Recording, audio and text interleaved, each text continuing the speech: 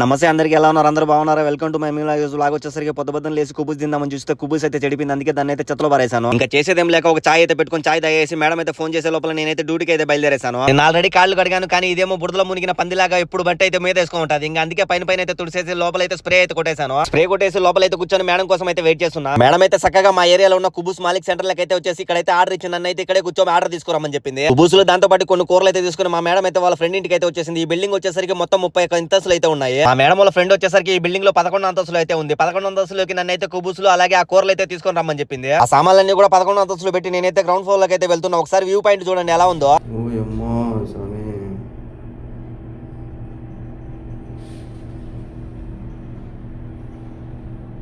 నేనైతే చక్కగా కిందకి వచ్చేసి కార్ పార్కింగ్ చేసి కార్ పార్కింగ్ లో అయితే నేనైతే మేడం కోసం అయితే వెయిట్ చేస్తున్నా. ఇక్కడికి వచ్చేసరికి టైం 10:30 అయింది. ఇంకా మేడం ఎన్ని గంటలకు వస్తా తెలియదు. ఇంకా ఈ రోజు అయితే పొద్దున్నే నాకైతే మేడం అయితే కాల్ చేసి మరి డబ్బులు అయితే ఇచ్చింది. ఎందుకు ఇచ్చింది నెక్స్ట్ వీడియోలో చెప్తా.